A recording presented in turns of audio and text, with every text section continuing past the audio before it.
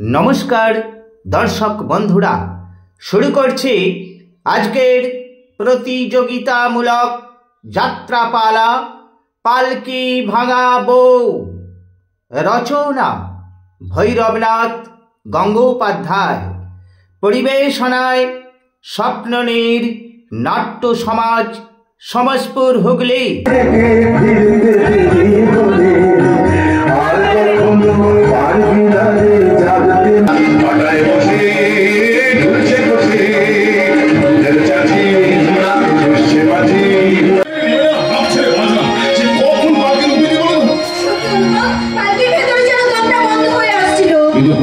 পালকিতে আমার খুব ভালো লাগছিল নীলাঞ্জন, এতদিন আমরা দূরত্ব বজায় রেখে প্রেম করেছি, এই প্রথম পালকির মধ্যে তোমাকে কাছে পেলাম, সেই সঙ্গে পেলাম তোমার ছোঁয়া, তোমার গায়ের গন্ধ।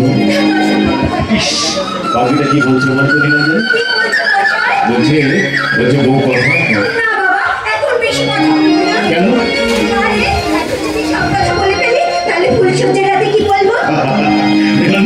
তুমি ভীষণ বোকা। ভবিষ্যতের রাতে তো অন্য কথা, এখন আমার স্বপ্নের কথা। স্বপ্ন বলেই মনে হচ্ছে আমি সাধারণ একটা গায়ের মেয়ে আর তুমি ডাক্তার। আচ্ছা অনুপম, তুমি তো পাগলদের চিকিৎসা করো, আমি কি ওদের নার্সিং হোম করতে পারবো না? আমার স্বপ্ন দেখছো নীলাঞ্জন? কি স্বপ্ন দেখছো? আমি করবো রোগীদের চিকিৎসা, তুমি করবে সেবা। আমার চিকিৎসায় আর আমার সেবায় সুস্থ হয়ে উঠবে অসংখ্য বিকৃত মস্তিষ্কের নরনারী। তারপর আমরা দুজনে একসঙ্গে বাড়ি ফিরবো। বাড়িতে ফিরে এসে ফুলে ফুলে ভরে থাকা গাছের গোড়ায় আমি পোশাক আশাক চেঞ্জ করে সেই ফুল গাছ থেকে এসে চোখ তুলে নিয়ে তোমার তোমায় পরিয়ে দিয়ে বলবো, আজ স্বপ্নের বউ হয়ে এসেছো তুমি, তাই চোখে চোখে লাগে নেশা, তাই চোখে লাগে নেশা। আজ স্বপ্নের মন এসেছো তুমি, তাই লাগে নেশা, তাই চোখে লাগে নেশা।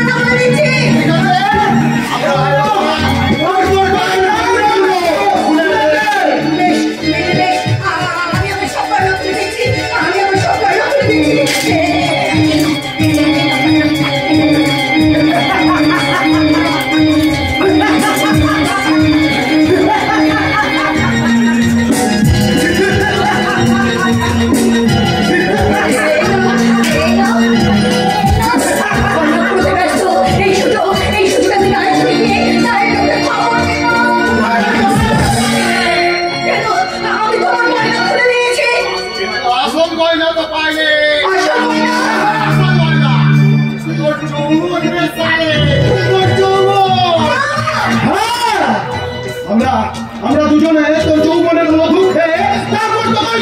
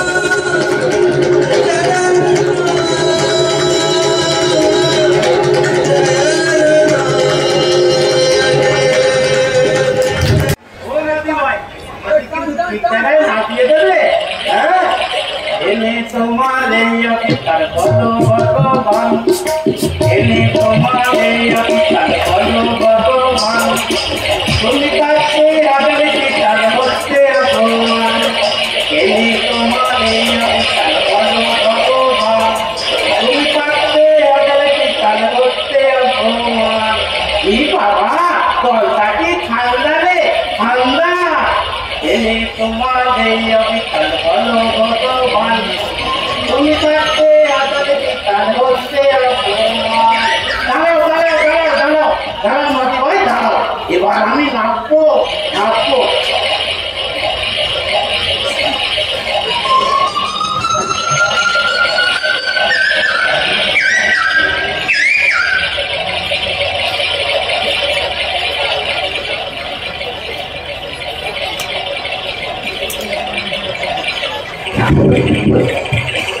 দাঁড়াও দাঁড়াও পয়সাটা নাও পয়সা এনে তোমার এই অবিতার বলো ভগবান এনে তোমার এই অবিতার বলো ভগবান তুমি থাকতে হাজার পিতার হতে অপমান এবার আমাদের ক্লাবের পিতা হরণ ডাক্তারা পালায় আমি দতাই উঠে দিলে এই গানটা গাইবো তাই হাত থেকে বালি ফেলার পথে আমি একবার নৌকাতে আস্তে আস্তে না একবার গানটা গিয়ে দেখে নিলাম দেখলাম কি মনে আতে কিনা হ্যাঁ ঠিক মনে আতে ঠিক মনে আতে ঠিক মনে আতে তোমরা কি জানো আজ থেকে 5 বছর আগে আমি বালি থেকে পালিয়ে গিয়ে ওই মাতৃলীন থোদ পালায় অভিনয় করেছিলাম মাথা জানো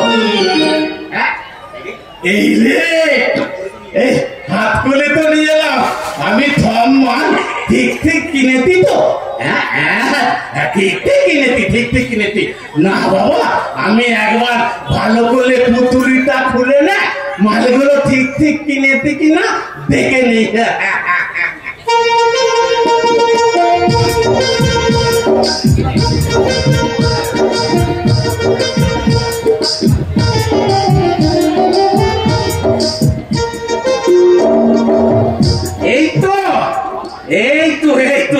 লঙ্কা এই হলুদ এই দিলে এলে সত্যিটা গেল কোথায় আমি অনেক চলতে কিন্তু বলে গেছি না না না না এই তো ধরতে আতে আমি ফোন টাকার জন্য জামা কিনেছি আর মেদা আর মেদা বৌদির জন্য আমি কিচ্ছু কিনিনি ওদের তো খরচল মেদু বৌদি বলে ওর কাছে গেলেই ও আমাকে বলে না এই 3-4 আতে আমার মজাটা বলে আমি তো বোকা আজকাল না সব মানুষই না ভেজাল হয়ে গেছে ভেজাল না বাবা কথাটা আমি কাকে জিজ্ঞাসা করলাম এখানে তো কেউ নেই আরে খাদে কি আমাকে বোতালাম পাবলিক বলে না বাবা আমার অনেক দেরি হয়ে যাচ্ছে আমাকে না বন্ধাটা বকবে আমি মাছগুলো ভালো করে গুটিয়ে নিয়ে গুটি পায়ে আমি পানি তুলে তোমার এই অভিজ্ঞতা ভালো ভগবান তুমি থাকতে আমার পিতার হতে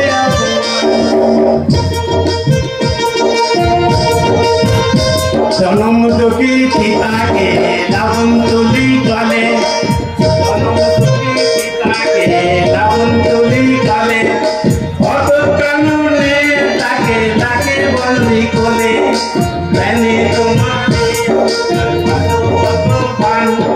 কেনে তোমার এই ভগবান তুমি থাকতে হাজার পিতা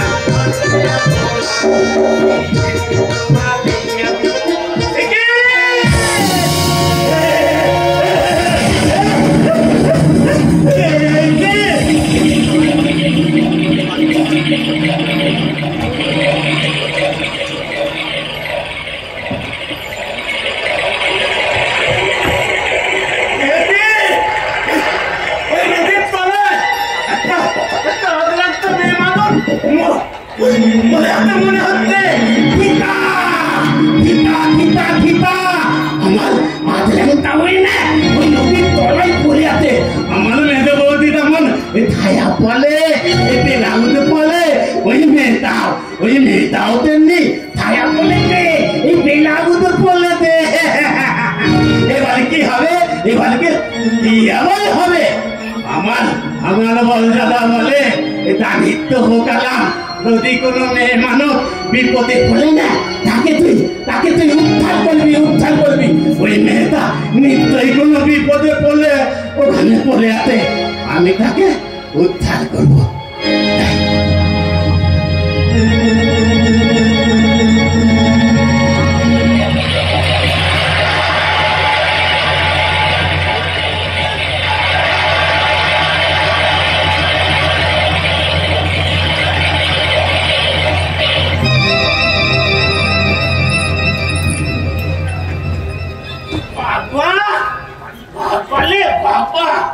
কি বলি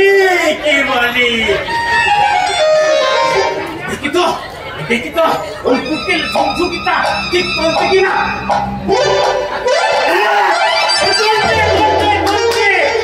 মেয়েটা এই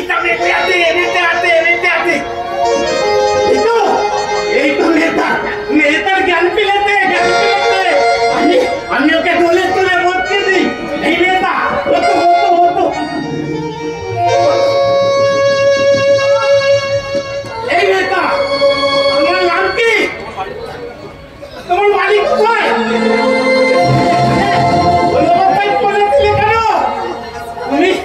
তুমি কোথা থেকে আসছো?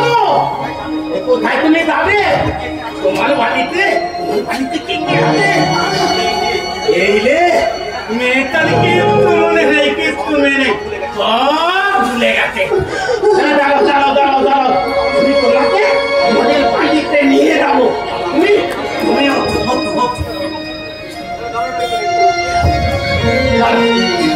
আমাকে না ভালো বলে চলো। তুমি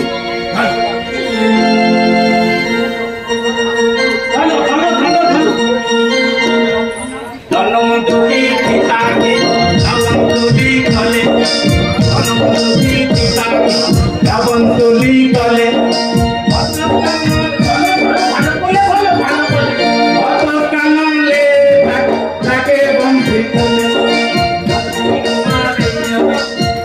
Bye.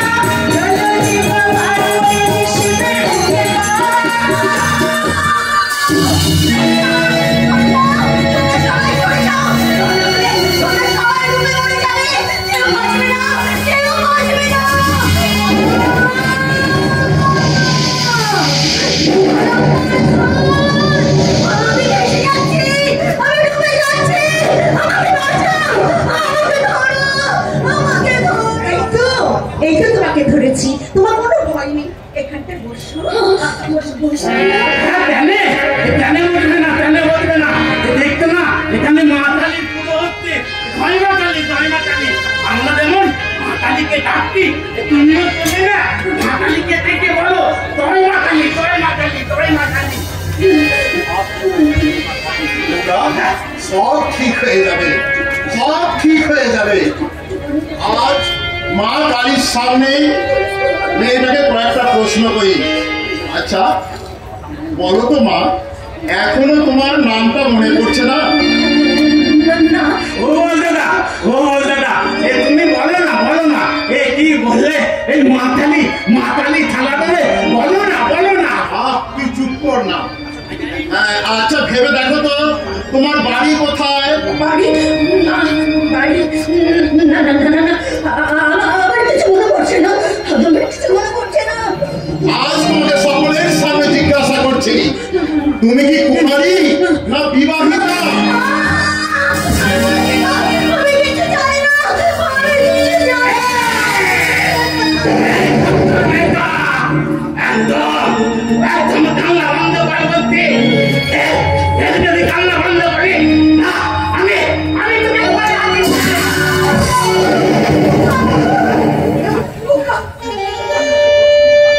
কাকে কি বলছিস বোকা? ও কি সুস্থ?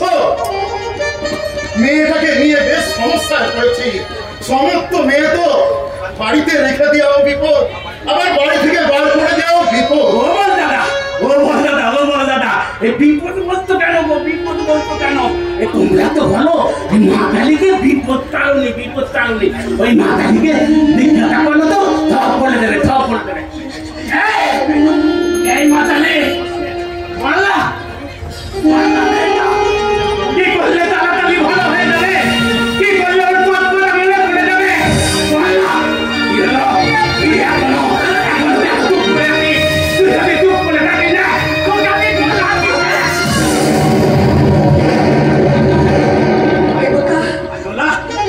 বলতে পারলে মেয়েরা কাঁদে কেন?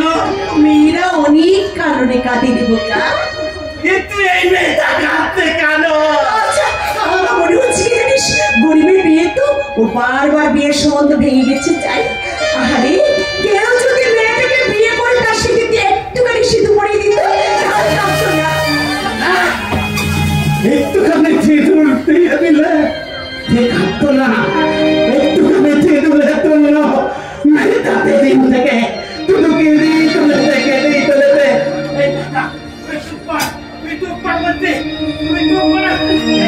আমি করছি দিতে সিঁদুর পরিয়ে দিলাম।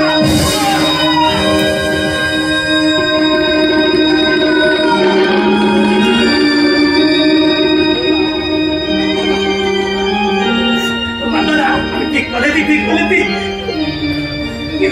আমি ঠিক করে নি। মশাই, ওর মালা বদলের ব্যবস্থা করুন। মালা বদল? কার আমার মালা বদল হবে গো? কার আমার মালা বদল হবে? মালা বদল হবে, মালা বদল। কেন? আমি কাঁদতে যাবো কেন?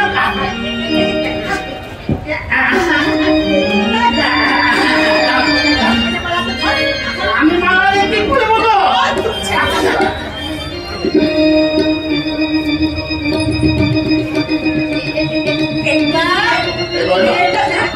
ওর হাতে মালাটা দে, ওই মালাটা দে।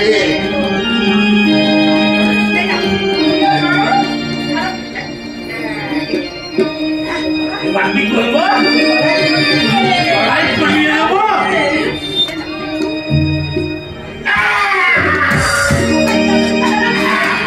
তুমিও তাহলে পরিয়ে দাও।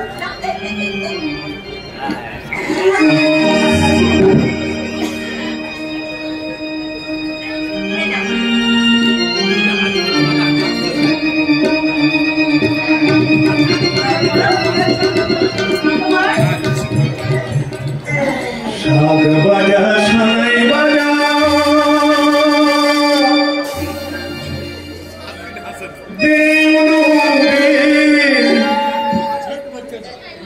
দলে দলে আই মেয়েরা বরণ ডালা নিয়ে শাক বাজা সাই বাজা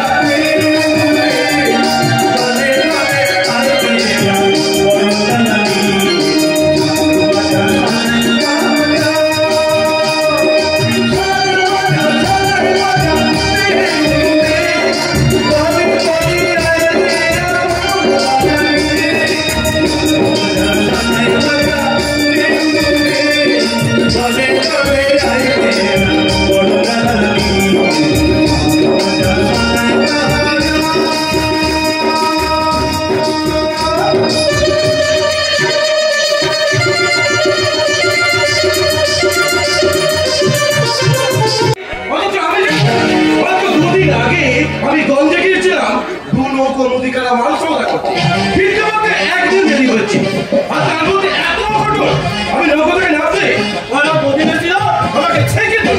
আমি বললাম কি ব্যাপার? ওরা বললো রঞ্জন, তারা তোমার খ্যাপা ভাইটা সেই 20 বা 25 মেয়েটা স্মৃতিতে সিঁদুর পরিয়ে মা কালীর সামনে বিয়ে করেছে। কথা শোনার পর রাগে রক্ত মাথায় হয়ে গেল। কেন ওই কালীতলা থেকে ফেরার পর ওই স্মৃতির সিঁদুরটা মুছে দিতে পারতো না, তারপর ওই তাকে বাড়ি থেকে গালি দিতে পারতো না? এটা নিশ্চয় কথা বলছিল। একটাই কথা, বোকাই হোক আর বোকাই হোক, বোকাতে একটা মানুষ। আমি এক্ষুনি গিয়ে বড়টাকে জিজ্ঞাসা করবো এই বিয়েটা সে মেনে নিল কেন। আর একটা কথা ভেবে পাচ্ছি না, সরলা এই বিয়েটা মেনে নিল কি হবে? অনেক কথা মেনে না নেওয়া ছাড়া তো কোনো উপায় ছিল না। আমি নামেও যেমন সরল, কাজেও তেমনি সরল। কাজে কাজেই হাসপাতালের কাছে বোকারাম যখন ওই কালী মন্দিরের সামনে মেয়েটার স্মৃতিতে সিঁদুর পরিয়ে দিয়েছিল, আমি খবরটা পেয়ে সেখানে গিয়ে মানে কথা মানে ওই সিঁদুরটার ব্যাপারটা নিয়ে সবাই এক বাক্যে বলছে এটাকে বিয়ে বলে মেনে নিতেই হবে। মানে কথা আমিও তাদের দাবি মেনে নিয়ে এই বিয়েটাকে মেনে নিলাম। পরশু হয়েছে বিয়ে, কাল গেছে কাল রাত্রি, আর আজকে আমি সরল, তাই সরল ভাবি ফুলসজ্জার সমস্ত কিছু ব্যবস্থা করে দিয়েছি। আপনি যে সমস্ত কিছু ব্যবস্থা করে দিয়েছেন, কিন্তু এরপর আমার অবস্থাটা কি হবে একবার ভেবে দেখেছেন? ওই খাবার ভাইটা ও তাকে খাওয়াবে কি? দাদা তো একটা হাসপাতালে সামান্য লাইট খাটে চাকরি। মানে কথা ওই কথাতেই আছে, জীব দিয়েছেন যিনি, আহার দেবেন তিনি। সেইটা ভেবেই তুমি মেনে নাও। শোনার পর থেকে বাচ্চাটা আগুন জ্বলছে সরলা। আমি তো জানি ওই বোকারা খাবার ভক্ত, ওকে কে খাওয়াবে তার ঠিক নেই, তার মধ্যে আমার ভোগ। আর তাছাড়া আমরা মনে কুবালি কি বলেছে আমি শুনেছি একটু। কথা কি বলছে কুবালি? এই বাড়িতে যদি আশ্রয় দেয় আর বিয়েটাকে যদি মেনে নেয়, তাহলে তোমার ভগ্নিপতি ভবিষ্যতে হাড়ে হাড়ে কিচ্ছু টের পাবে না, তুই কোনো চিন্তা করিস না। মানে কথা এখন তো তোদের গরিব নেই। মনে কথা আমি যখন অনেক টাকা ধার দিয়ে তোমায় ব্যবসাটা করে দিয়েছি, তখন তুমি আর ভাবছো কেন? মানে কথা তাছাড়া তোমার তো একটা মান সম্মান আছে নাকি, তাই তুমি আমার কথাটা মেনে নাও। মানে ঠিক আছে ঠিক আছে, আপনি যখন বলছেন তখন আমি ব্যাপারটা মেনে নিলাম। তবে একটা কথা ছিল সরলা, তেমন কিছু নয়, এক নম্বর স্বার্থ তোলার জন্য আর কি আমার কিছু টাকা দিতে হবে। কেন আমি তোমাকে অনেক টাকা দেবো, তুমি একদম মন প্রাণ দিয়ে ব্যবসাটা করে যাও। আপনার জন্যই আজ আমার এত উন্নতি। তাছাড়া আপনার কথা কি আমি কখনো অমান্য করতে পারি দাদা? কখনো না, কখনো না। রাস্তায় গল্প করো দাদা, তুমি আমার এত বড় সর্বনাশ কেন করলে বলো তো? তোমার ভগ্নিপতিকে এই বিয়েটা ভাবতে তুমি বাধ্য করলে কেন? মানে কথা আমার ভুল হয়ে তুই তোর দাদার ট্রিক্সটা ধরতে পারবি না। সে ছোট থেকে মামার বাড়িতে তুই তো মানুষ হয়েছিস, অনেক লেখাপড়া শিখেছিস, কিন্তু তুই তো কথায় কথায় বলিস তুই নাকি খুব আধুনিকা। আমি অনেক লেখাপড়া শিখেছি, আর লেখাপড়া শিখেছি বলেই তো ওই অশিক্ষিত নায়িকার ভাষণটাকে আমি জাস্ট মেনে নিতে পারি না। পুবালি রে পুবালি, তোর ওই অশিক্ষিত ভাষণটাকে বলেই তো বোকারামের বিয়েটাকে আমি মেনে নিয়েছি। কেন বল দেখি? বোকারাম আর তার বউয়ের ভরণ পোষণ করতে করতে তোর ভাষণটা অভাবে চালায় পড়বে, তখন আমি ওদের জায়গা বাগান আছে সব আমি কিনে নিয়ে তোর সম্পত্তিটা বেশি বেশি করে দেবো।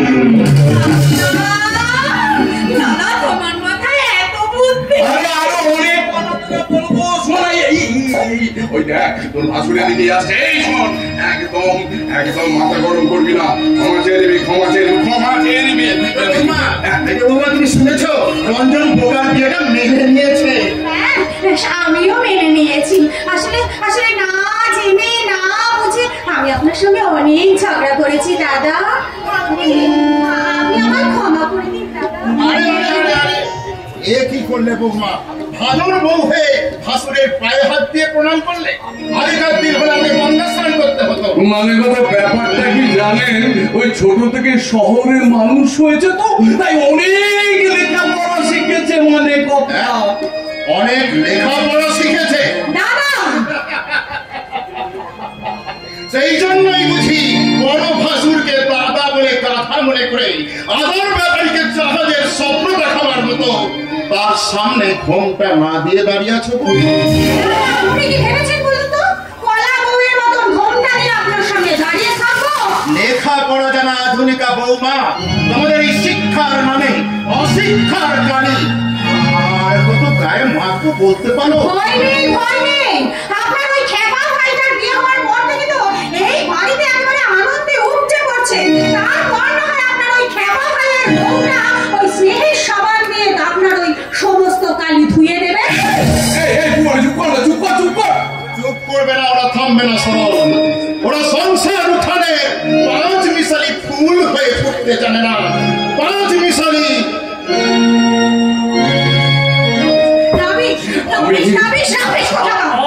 আমি তোকে যেটা করতে বললাম ঠিক তুই তার উল্টোটাই বলি। হ্যাঁ হ্যাঁ, বেশ করলাম, বেশ। তোমার সঙ্গে আমার পরে দেখা হবে।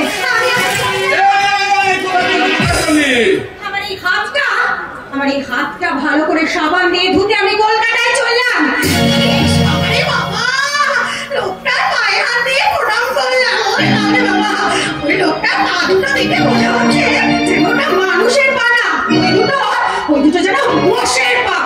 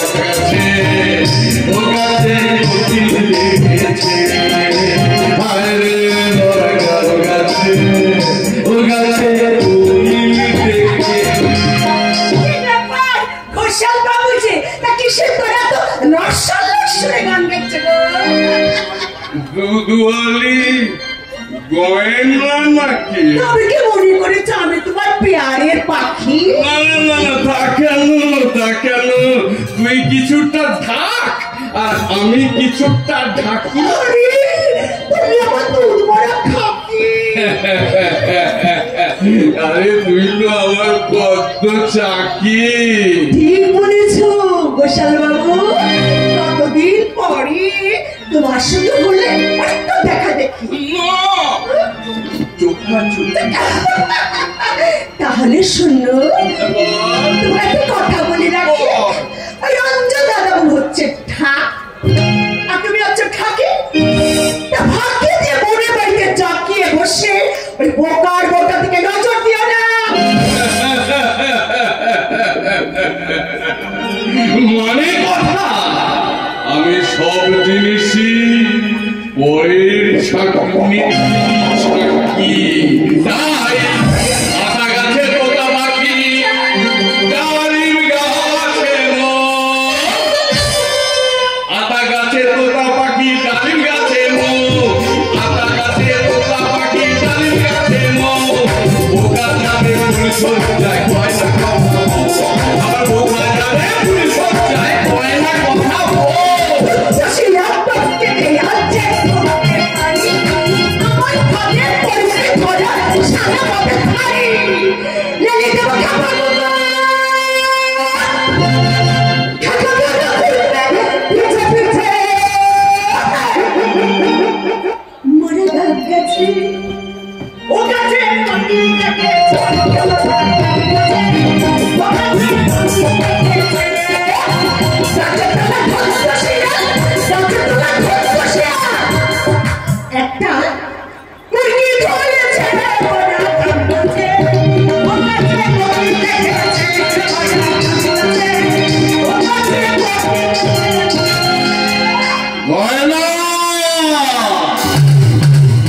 মনে রাখিস, আমার নাম কিন্তু সরল ঘোষাল। তুমি সরল ঘোষাল নও, তুমি সারা হচ্ছে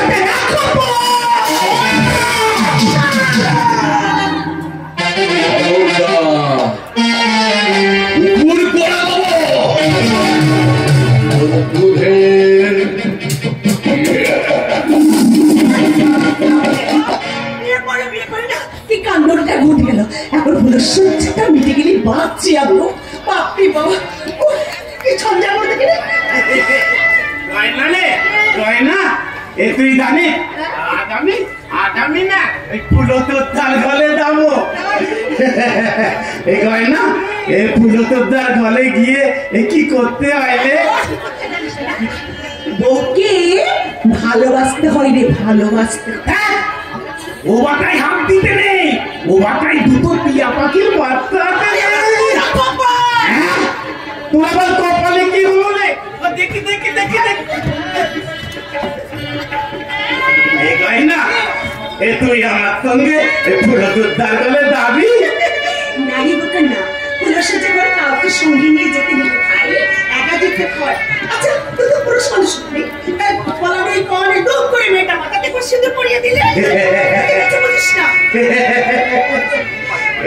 এই গয়না আমি এখানে একটু থবো, আবার না ভিতর দিন এখানে নয়, সহ্য করে গিয়ে শুবি। ফুলো তো তাল গলে তুতে হয় বুঝি। এ তারপর কি করতে? সাথে তোর ঘরে বউ আছে। বউ আছে? তাকে আমি কি বলে ডাকবো? দাদুটার নাম দিয়েছি অঞ্জলি, অঞ্জলি বলে ডাকবে। ও অঞ্জলি বলে ডাকবো? তার ফলে কি করবো?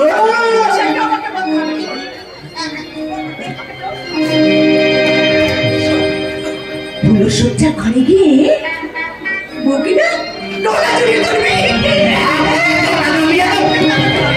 তাহলে কাকে?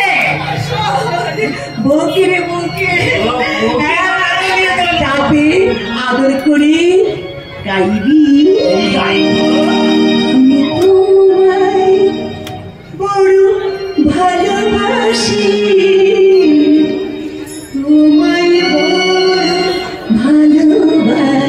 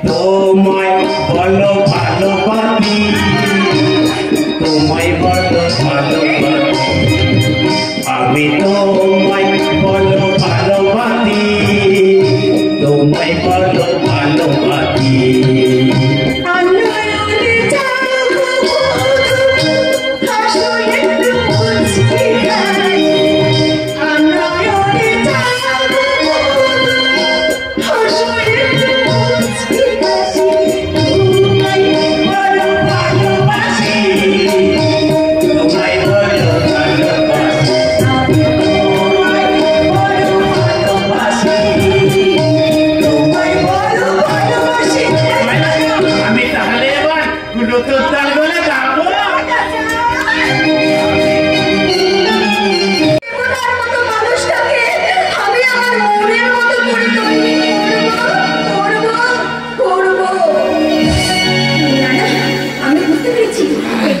সেখানে আসবে ফুলসজ্জা যে কি জিনিস সেটা জানে না, মেয়েদের যৌবন সম্পর্কে তার কোনো অভিজ্ঞতাই নেই, একেবারে অনাবিল আদিম মানুষের মতো তার চরিত্র।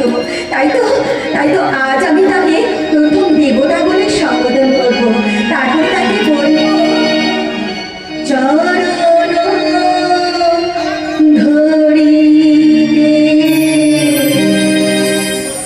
দিও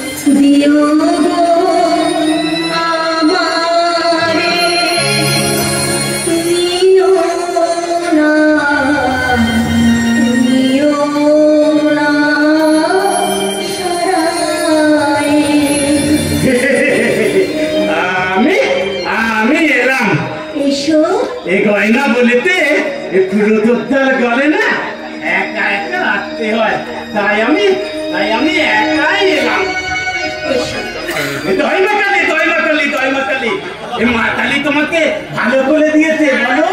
হ্যাঁ গো, ভালো করে দিয়েছেন। এই গয়না বলেছে কি বলেছে গয়না? গয়না বলেছে তোমাকে অঞ্জলি বলে ডাকতে, আমি ডাকবো?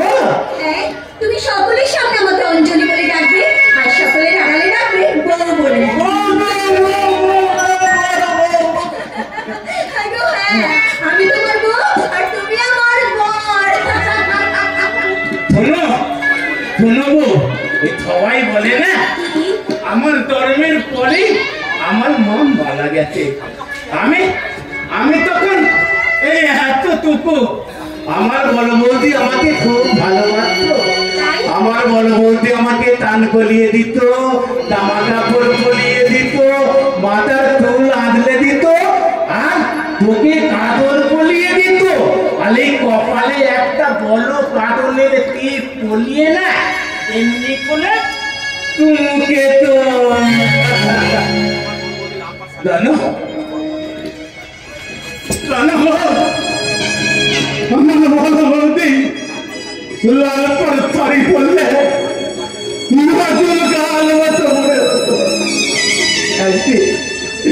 একদিন দেখি বাড়ি তাই বড় বৌদি লাল ধরে কাঁদছে। তারপর কতগুলো লোক একটা মোটার মতো করে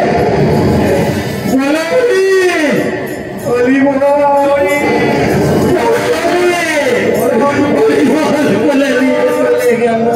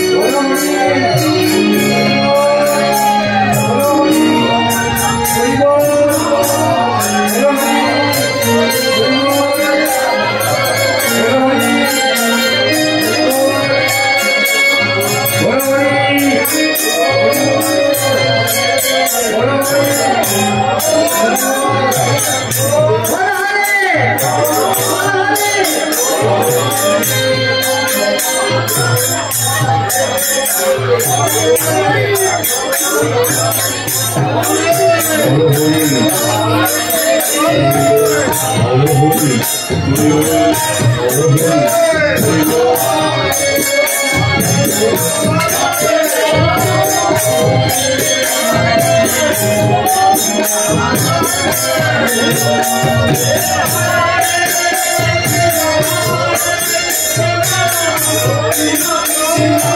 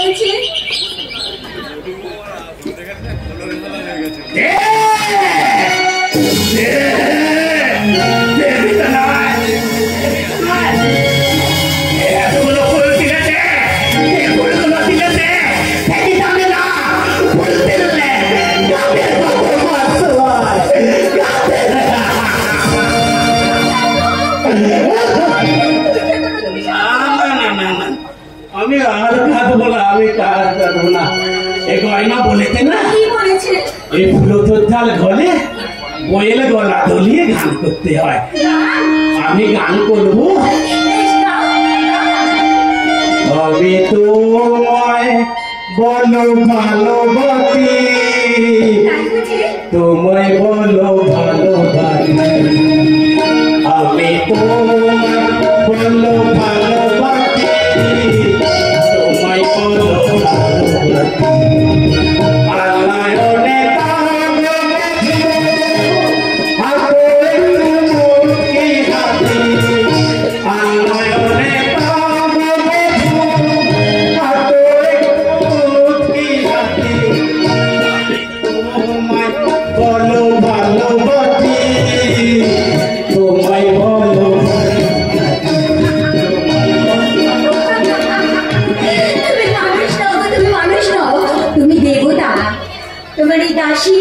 প্রণাম নাও স্বামী।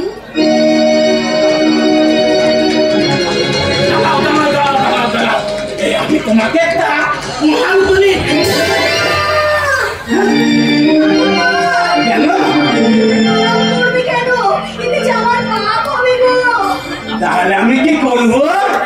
তুমি তো আমাকে আশীর্বাদ করবে। আশীর্বাদ কি করে করতে হয় গয়না তো বলে দেয়নি। আমি গয়নাকে জিজ্ঞাসা করে আমি না, গয়নার কাছে যেতে হবে না, আমি তোমাকে শিখিয়ে দিচ্ছি। দেখো ঠিক এইভাবে মাথায় হাত দিয়ে আশীর্বাদ করতে হয়।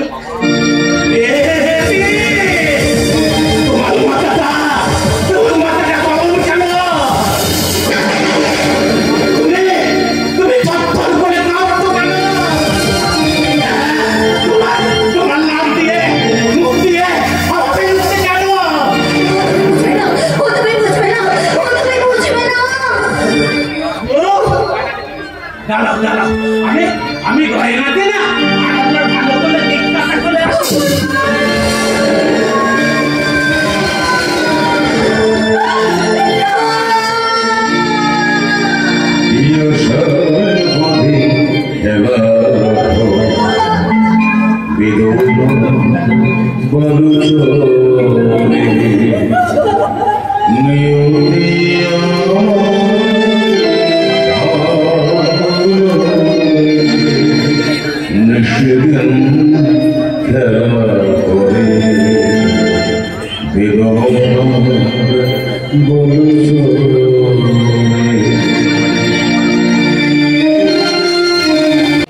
তাদের জীবনে এনে দিয়েছে আশার আলো নিরঞ্জন। আজ তুমি শুধু স্মৃতি আর স্মৃতি, তাদের জীবনে এনে দিয়েছে আশার আলো, কিন্তু আমার জীবনটা অন্ধকারে ঢাকা। আমাকে আলো দেখাবে কে? প্রতিদিন আলো প্রতিদিন আলসে ওঠে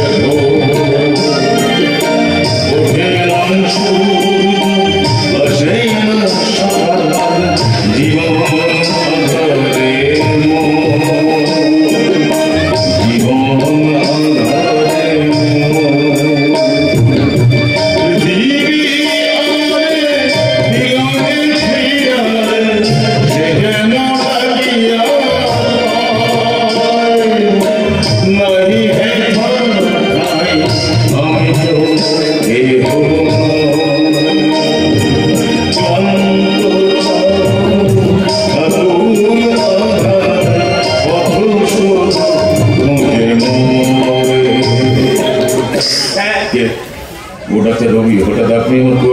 হসপিটাল থেকে ডিউটি ছেড়ে কোয়ার্টারে ফিরছিলাম। আমার ঘরে গান শুনতে পেয়ে আপনি আপনার কোয়ার্টারে চলে এলেন। হ্যাঁ স্যার, গানের সুরটা বড় করুন। হবে তো ডাক্তার, কারণ আমার জীবনটা যে নিদারুণ ব্যথায় ভরা।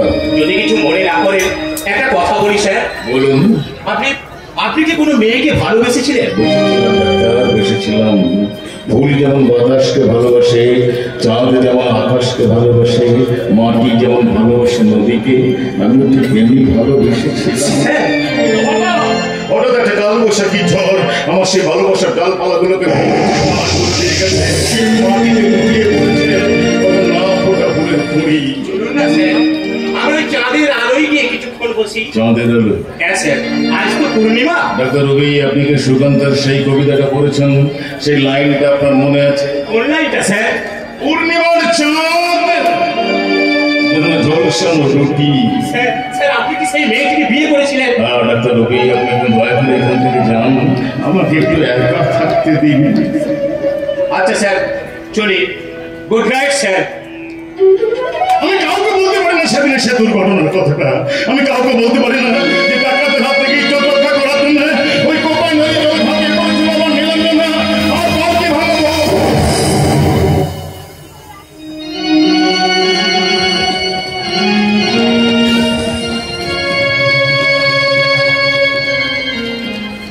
নীলাঞ্জনা, তোমার সেদিনে সেই স্মৃতি হিসেবে বেনারসি শাড়িটা আমি আজ যত্ন করে আমার কাছে রেখে দিয়েছি।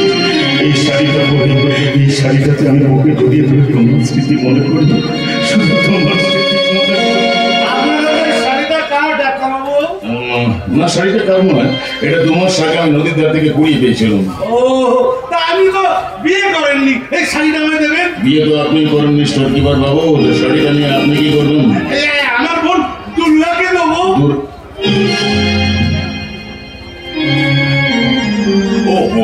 আমাদের হেড নার্স দুর্গা, কতগুলো খুব ভালো, সে ইজ এফিশিয়েন্ট এন্ড ওবিডিয়েন্ট। তাকে বলুন শাড়ি আমি একটা কিনে দেবো, তবে কখন জানেন? কখন যাস? কখন? ভাই দ্বিতীয়ার দিন। ভাই দ্বিতীয়ার আপনি শাড়ি কিনে দিতে যাবেন কেন? তার জন্য তো আমরা 2 ভাই রয়েছি, আমি আর করি তোর। আপনি বরঞ্চ অন্য সময় কিনে দেবেন। এই শাড়ির সাথে একটা গয়না দেয় না। আপনি ডাক্তার মনে করছেন? যান, বেরিয়ে যান, বেরিয়ে যান বলছে, এখন আমার কোয়ার্টার থেকে বেরিয়ে যান। আপনি ভীষণ রেগে গেছেন স্যার, আপনার বড্ড রাগ, একটু অনুরাগ নেই, অনুরাগ। আমি খবর পেয়েছি স্টোরকিপার মহিদুস বাবুর জন্য হাসপাতালটা একটা বাস্তবগুলো বাসা তৈরি হয়েছে। আমি ভাবলাম এই বাস্তবগুলো বাসা আমি ভেঙে চুরমার করে দেবো। আর যদি বলেন স্যার, তাহলে আমি আপনার নামে পোস্টার ছাপিয়ে এই অঞ্চলে দুর্নীতির দেওয়ালে দেওয়ালে সেই পোস্টার ছেড়ে দিয়ে প্রমাণ করে দেবো চোর সরকারি কর্মচারীরা সাবধান, দুর্নীতিগ্রস্ত অফিসাররা সাবধান, প্রতিবাদ এখনো মরেনি, প্রতিবাদ এখনো বেঁচে আছে। তুমি কে ভাই? এই হাসপাতালের স্টোরকিপার মহিদুস বাবুর ভাই, হেড নার্স দুর্গা আমার দিদি, নাম পরিতোষ। কি করো তুমি? আমি আরে আমি মাস্টার ডিগ্রি কমপ্লিট করবো। কিন্তু প্রথমে এসে যে কথাগুলো বললে, আগে কোনো ছাত্রের মুখে সে কথা শুনিনি। কি করে শুনবেন স্যার? এখনকার ছাত্ররা শুধু ইউনিয়ন করে, তারপর নিয়ে অন্য একটা সিনেমা হাউসের কাউন্টার সামনে দাঁড়িয়ে অশ্লীল ছবি টিকিট কাটে। অথচ দেশে জন্মেছিলেন রাজা রামমোহন রায়, ঈশ্বরচন্দ্র বিদ্যাসাগর, কবি রবীন্দ্রনাথ, কাজী নজরুল ইসলাম, বিদ্রোহী কবি সেকান্দার বর্ষধর্মে ভারতের মাটিতে এখন আর কেউ বিদ্রোহের হাত তোলে না। হ্যাঁ, আমি জানি স্যার, এখনকার যুব সমাজ চরিত্রহীনতার বালিশে মাথা রেখে নাক ডাকিয়ে ঘুমোচ্ছে। তাদের গায়ে আছে কোন রাজনীতির লেপ, বিছানায় পাতা চেপে বিচারের দোষ। তুমি জানো কারণ ওদের পৃষ্ঠপোষক? আপনি নতুন এসেছেন তো ডাক্তারবাবু, তাই এখন আপনাকে বলবো না, পরে বলবো। তবে হ্যাঁ, একটা লোক সম্পর্কে আপনাকে সাবধান করে দিচ্ছি। কে সে লোকটা? লোকটার নাম মহিদুস ভট্টাচার্য। কেন বলো তো? লোকটা চোর। এই হাসপাতালে দামে দামে ওষুধ লুকিয়ে লুকিয়ে চুরি করে বিক্রি করে দেয়। সেই যে তোমার দাদা? সেই জন্য তো আমার জল খেলে গেছে তার বিরুদ্ধে লড়াই করবার জন্য। আরেকটা লোক সম্পর্কে আপনাকে সাবধান করে দিচ্ছি, সে হচ্ছে এই হাসপাতালের ক্যান্টিন ম্যানেজার কুন্ডু বাবু। আমি জানি। ডক্টর রবিকে জানেন? ওটা রবি নয়, শনি। শনি রাজা, আর আমার দাদা হচ্ছে রাহু মন্ত্রী। আসতে বলো, ওরা শুনতে পাবে। শুনলেও কোনো ক্ষতি নেই স্যার, কারণ আমি দেশের সমস্ত ছাত্রছাত্রীকে জাগিয়ে তুলবো। তারপর দুর্নীতিগ্রস্ত সরকারি কর্মচারী, শিক্ষক, ডাক্তার, সাংবাদিক সরকারকে ঘেরাও করে বলবো, ঘেরাও, এখন দেশকে ঘেরাও, খুশি মেরে মাথা চাপা করে দেবো। যদি বাড়াও, রাস্তা করো না, খাতা সই করে মাইনে টাকা তোলো, টেবিলের পাথরে ঘুমাও অফিসে, মুখে বড় বড় কথা বলো, ঘেরাও, দিকে দিকে আজ ঘেরাও,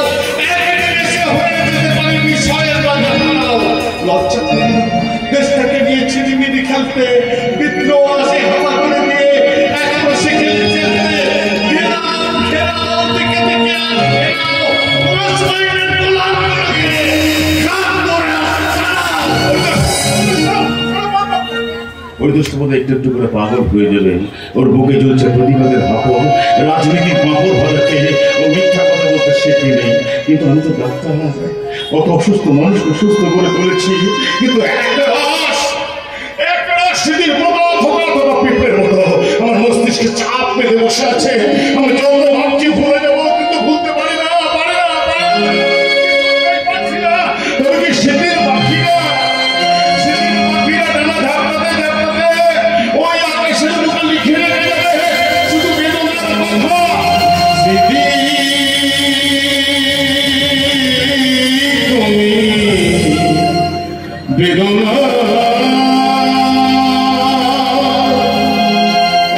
আজিও কাঁদিছে হারানো স্বপ্ন হৃদয়ের বেদিকায়।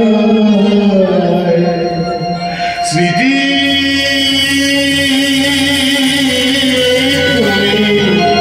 বেদনা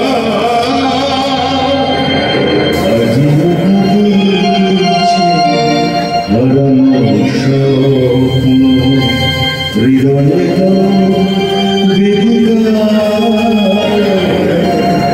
স্মৃতি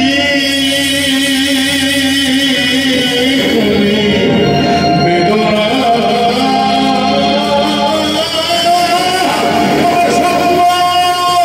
আমার ভালোবাসা নিরঞ্জনার স্মৃতি সব মিলে মিশে একটা পরমাণু তৈরি হয়েছে।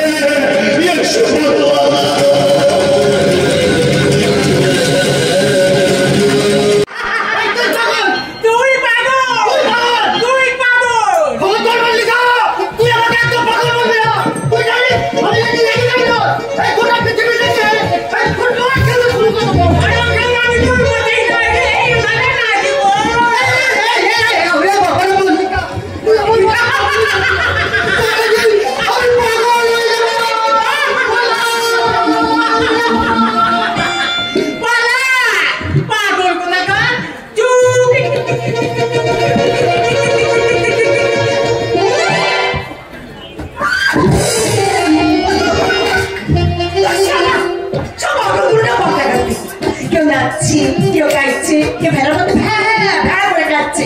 আরে কাল থেকে পাতা কাটবে, আসবো না, আসবো না, আসবো তাহলে পেশেন্ট গুলো একবারে নাকে দুর্বল হয়ে পড়বে। বাবাগুলো পাই না, আমার মুখটা শুধু দূর দূর সাহস পাচ্ছি না। আমি তোকে না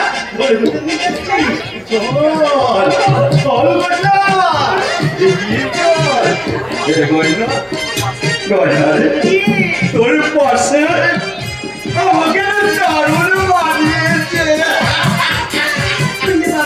তুমি আমার পুলি পাতাটা চাই বলেছ।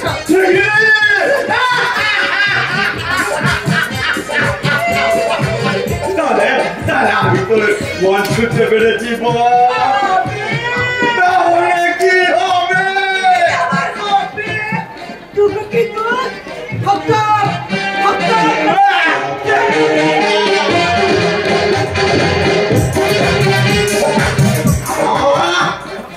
সে তো খাওয়াই দেখাই না, সে তো খাওয়াই শোনো শোনো তো তুমি খাবো না। ভালোবাসা আমি একদম মন হয়ে এসো না, আমরা দুদের কিছুক্ষণ পাশাপাশি বসে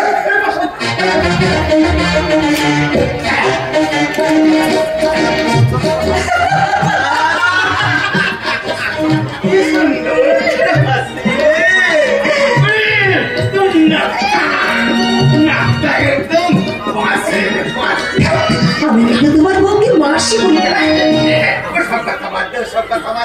বল আজকে আজকে ক কিলো দুধ দিয়েছিস? 15 কিলো। এই দাঁড়া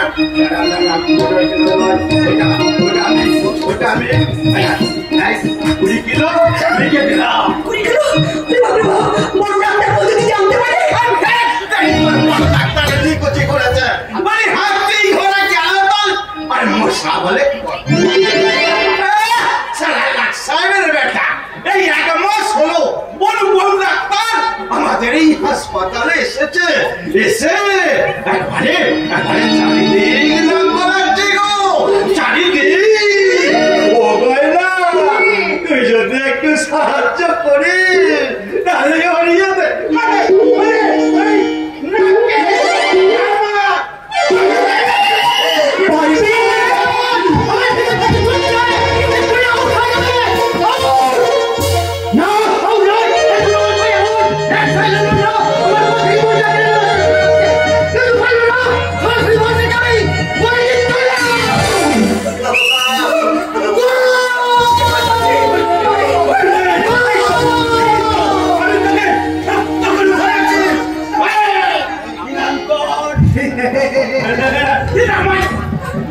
বলো আমার নাম কে বলছিস? আমি আব্দুল সামাদ।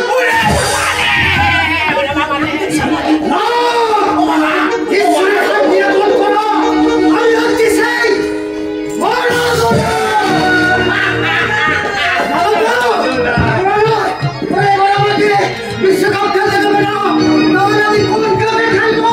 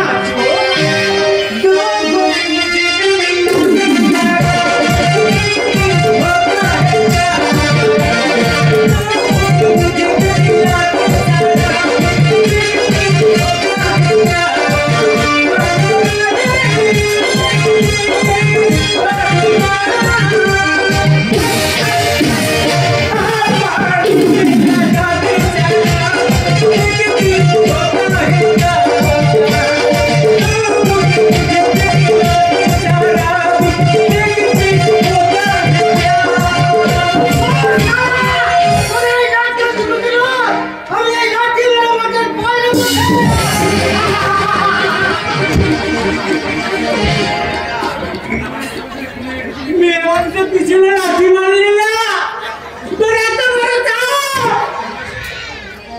মিস হইবে না। ডাক্তার বাবু সব বলে তোমাকে বলে আসছি কাল থেকে না, এই পাগলা কারণে আমি দুধে আসবো না, আসবো না, আসবো না। বলি গয়না কিনতে তোমাদের খাঁচা পোষা ময়না বলে বলতে হবে। শোনো শোনো, আমাকে আমাদের দরকার আছে। দেখো তুমি হাসপাতালে খাঁটি দুধ দাও, তাই তোমাকে আমি উপহার বুঝেছি গো বাবু, বলবো তাহলে বড় ডাক্তার বাবু ভাষাতেই বলি। আজকালকার সব জায়গাতে সুস্থ মানুষকে অসুস্থ করবার জন্য, ভালো মানুষকে কালো করবার জন্য এবং বাস্তবাদী মানুষকে নষ্ট করার জন্য প্রত্যেক দিন তাদের কাছে পাঠানো হচ্ছে একটা করে যুবতী মেয়ে মানুষ। সেই যুবতী মেয়েগুলোর বুকে কামড় না লেবেলেকে দিয়ে তাদের আবার ওরা বানিয়ে দিচ্ছে ওইসব ভালো মানুষদের জাহান্নামে পাঠাবার আমার মনে হয় এই মেয়েটাই ডক্টর অনুপমের আর কাটি ডক্টর ভাই পরিদোষে একার সম্মান কি করে দেবে মাটি। এবার তারা আমাদের গোটাতে হবে সেই কমলক মাটি। অপূর্ব চমৎকার। এদেশের প্রত্যেকটা হাসপাতাল এক একটা মানুষ মরার ঘাঁটি। কি হলো, হাসলেন যে?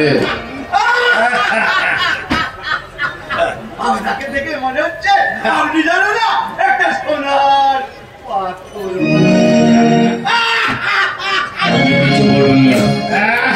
আমি আর কি বলবো স্যার, বাবু একটা কথা বলি। বলুন। এই হাসপাতালটা যেন আমার নিজস্ব প্রপার্টি। ডাক্তার রবি, আপনি দেখেন ডাক্তার, অসুস্থ মানুষকে সুস্থ করে তোলার জন্য ডাক্তারি মহান চিকিৎসায় পাস করেছিলেন। একজন ডাক্তারের বিরুদ্ধে ওদের এই কথাগুলো শুনতে আপনার লজ্জা হচ্ছে না? কোনো উপায় নেই স্যার, ওরা ওরা কোনো ভালো মানুষকে ভালো থাকতে দেয় না স্যার। ডাক্তার রবি, কি সরকারি কি বেসরকারি সব ডিপার্টমেন্টে এই একই অবস্থা স্যার। এদের সঙ্গে আপনি একা লড়াই করতে পারবেন না স্যার, একা লড়াই করতে পারবেন না। পারবেন না? মানে পারতে তো আমাকে হবে, এটাই আমার প্রতিজ্ঞা। বিশ্বকবি রবীন্দ্রনাথের ঘরে ঘরে ওই কবিতার গানের বই অনেকে তো আলমারিতে সাজিয়ে রাখেন, কিন্তু অনেকে খুলেই তো পড়ে দেখেন না। কিন্তু আমি কেমন করে ভুলে যাব সেই অমৃত বাণী, যদি তোর ডাক শুনে কেউ না আসে তবে একলা চলো রে, যদি তোর ডাক শুনে কেউ না আসে তবে একলা চলো রে, একলা চলো, একলা চলো, একলা চলো, একলা চলো, যদি তোর ডাক শুনে কেউ না আসে তবে একলা চলো রে, যদি তোর ডাক শুনে কেউ না আসে তবে একলা চলো রে, তবে একলা চলো, একলা চলো, একলা চলো, একলা চলো। আপনি রবীন্দ্রসঙ্গীত গেলেন? আমি তো হাসপাতালের নাইট গার্ড। সবাই যখন রাতের বেলা ঘুমায় আমি রাত জেগে হাসপাতালটা পাহারা দিই, আর তখন এই সমস্ত গান আমার মনে পড়ে যায়। বলছেন ভূষণ বাবু? না না ডাক্তার বাবু, আপনি এত বড় ডাক্তার আর আমি সামান্য একটা নাইট গার্ড, আমার সাথে ওইভাবে কথা বলবেন না ডাক্তার বাবু। আচ্ছা, আপনি কি শুধু হাসপাতালটাই পাহারা দেন, অন্য কোথাও পাহারা দেন না? এই ডাক্তার বাবু, সকলের আড়ালে আমি আমার সংসারটাকে পাহারা দিই, আর সময় পেলে গোটা গ্রামটাকে পাহারা দিই। আপনি কি বলছেন? জানেন ডাক্তার বাবু, মাঝে মাঝে আমার বিচ্ছিন্নতাবাদ, রাজনৈতিক হানাহানি, অস্ত্র বিক্রির খেল খাই, মিটিং মিছিলে প্রাণ পেয়ে পৃথিবীটাকে যদি পাহারা দিতে পারতাম। আপনি কে? আবার হাসপাতালের নাইট গার্ড, এক সংসার হাসপাতালের বড় ভাই।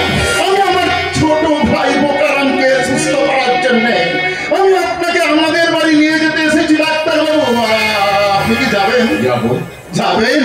তাহলে তাহলে চলুন ডাক্তার বাবু, হাসপাতালের কোনো ডাক্তার যায় না কিন্তু। কেউ না যাক, আমি একাই যাবেন? চলুন যদি কেউ কথা না